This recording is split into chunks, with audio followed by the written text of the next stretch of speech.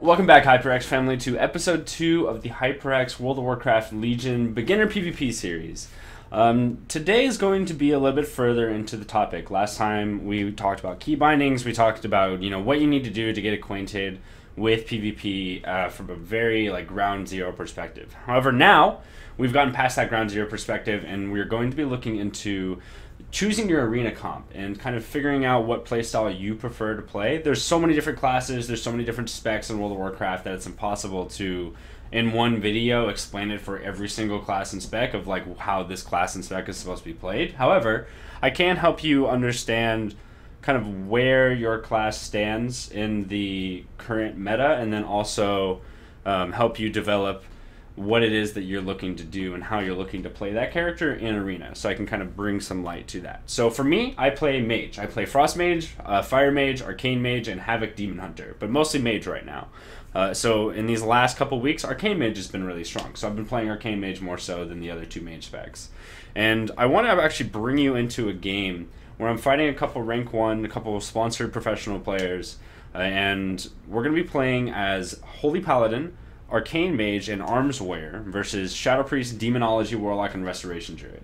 So these two comps, the comp that I'm playing and then the 3 versus 3 comp that they're playing, is going to be extremely different. They play very differently in arena, and there's a lot of key points throughout this game that I want to show you guys and kind of bring up to speed of how these different teams play, and hopefully that'll shed some light on how these different comps kind of come together to do different things and have different play styles, and maybe you can decide for yourself whether or not you're actually interested in playing one spec or the other. So jumping into this game, we're going to be on Blade's Edge Arena against Shadow Priest, Demo Lock, and Restoration Druid.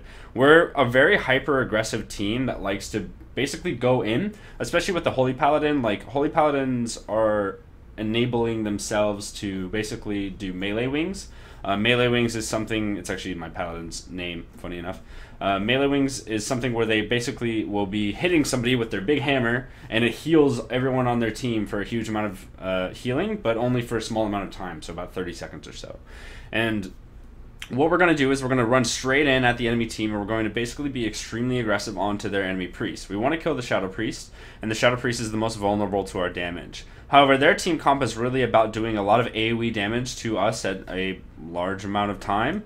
We're really focused on getting a lot of burst damage and taking somebody from maximum health to 0 health in a short window of time, whereas they're about taking all 3 of us down over time in a longer period of time, with dots, with pets, with all sorts of things in order to keep a lot of pressure. AoE pressure is the name of their game, but ours is more of landing a Hammer of Justice on the enemy healer, maybe getting an Intimidating Shout, which is an instant cast fear from my warrior, or a polymorph, all those different things that crowd control the healer, and then we're bursting down one target, which is the Shadow Priest. So we land the Hammer of Justice on the enemy Restoration Druid, we get a Stormbolt on the Priest, and actually we do a huge amount of burst damage by popping all of our offensive cooldowns. We almost kill the Shadow Priest in the first 20 seconds of the game because of how much burst damage we had available, and since we landed that crowd control on the enemy Restoration Druid, so he was unable to heal. So we pretty much used all of our offensive cooldowns, our arcane power, presence of mind, getting these big crit, and you see there's a 785,000 crit on my screen right now. I'm doing 450,000 DPS, and my warrior's doing 300,000 DPS onto this priest right now, so he's very low. He's only at 9% health out of 100%. And he instantly has to use his defensive cooldowns, which is called Dispersion, and then also Iron Bark. So this is really key because we were able to land that CC, we were able to do that really big burst damage, and since we had so much of that single target burst pressure, we actually forced out 2 defensive cooldowns instead of just 1, which is kind of the norm in WoW PvP, is to, once you get bursted down or there's a lot of damage going on, you pop 1 defensive cooldown based on your class, whatever that is, and then we were able to get out 2 here because we had so much pressure they actually panicked, which is really good.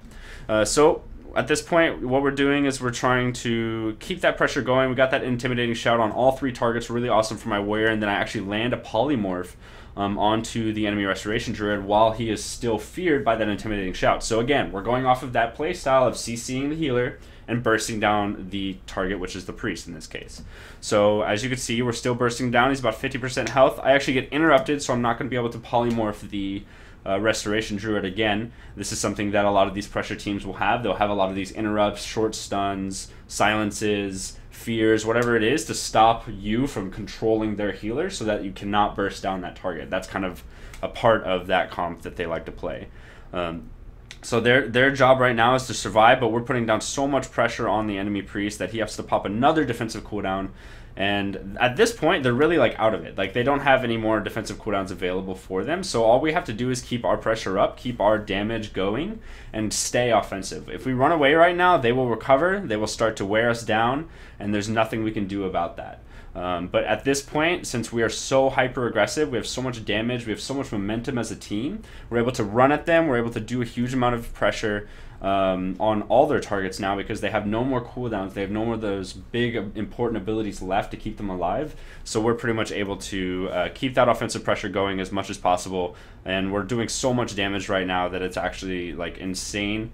And we're at the point where we actually kill the enemy Shadow Priest because they had no way of living anymore, and we really didn't even have to do a whole lot of CC anymore because they didn't have any more of those cooldowns. So there's really no point in us continuing to CC the healer at that point, because all we had to do was do damage, since there was no way for that priest to really live. And to further on the opinion of like what it is that you like to play. Do you like to play that really fast-paced gameplay wherever you're trying to burst down an enemy target? Maybe you should play Arcane Mage. Maybe you should play Arms Warrior. Or do you like to play more of a grindy, slow, reactive type gameplay, which I would say is the Shadow Priest, the Demonology Warlock, and the Restoration Druid?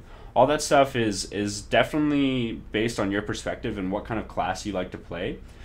For me, I like to be bursty. I like to be fast-paced. I like whenever I have that all-in type of gameplay, but that also has a double-edged sword. There's plenty of games where that momentum doesn't really work for us, and we have to figure out a way to get past that, and the way we get past that is by being very aggressive. But if we lose any of that momentum, if we lost any of that momentum at all there, if we weren't able to get that damage out, at any point in time, we probably would have lost the game, because they would have started to recover. They would have gotten away from that momentum, and they would have been able to create their own momentum and their own pressure.